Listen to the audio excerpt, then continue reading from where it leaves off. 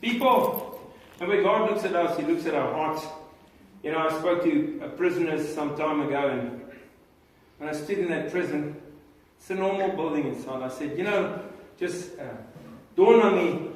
I said, today this is not another prison. This is just another building. And you're not prisoners, you're human beings. And we, whether we are male or female, doesn't matter. We're people. We're created in His image. Amen. So if you want to know how God looks, go look in the mirror and you'll see something of God. Jesus had eyes, He had hair, He had red blood, etc. Amen. And the physical expression of God, our Creator, was Jesus. He walked in a body amongst us. It was called Emmanuel, which means God with us. Amen. And amazingly, in this name is embedded something very deep. The J-E is the abbreviation for Jehovah, or in Hebrew, Yahweh, which means Creator God. And the Sus in Hebrew means Shua, which means to save or to rescue. The name Joshua means the same. It means God saves. So when you say Jesus, you say God saves.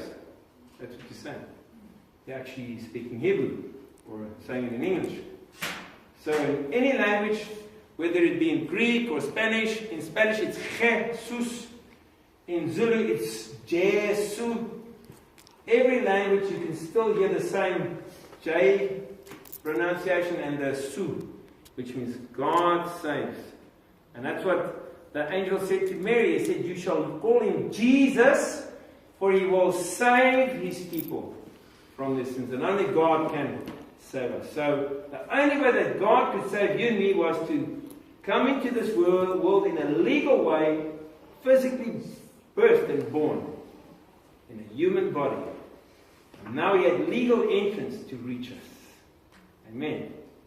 That's why you and I, the only ones who have legal right to reach other people, because you're in a physical body. We're in a physical world, not the spiritual world. Amen. So that's what Jesus means. Now, Jesus is not just a little third part of God. You see, many of us, we think of Jesus as a third part of God, 33%.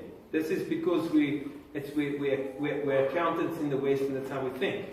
We think in percentage.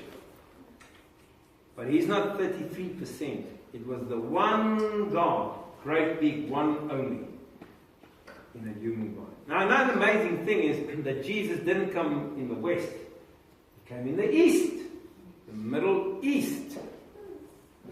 So, Jesus was a non-European. Have you ever thought about that? It's true. He's a Jew. Jews are non-Europeans. Doesn't mean they're bad or worse or lower. It just means they're not European. Because in the West we deem anything to be quite good if it's European connect. You know what I'm saying? He's a non-European. In fact, the Middle East is closer to Africa than to Europe. So He came in the middle of the world. And you know that the real Jew, I've been in Israel, they're not white or pink like some of us. You know, some of us look more pink. Eh? Come on.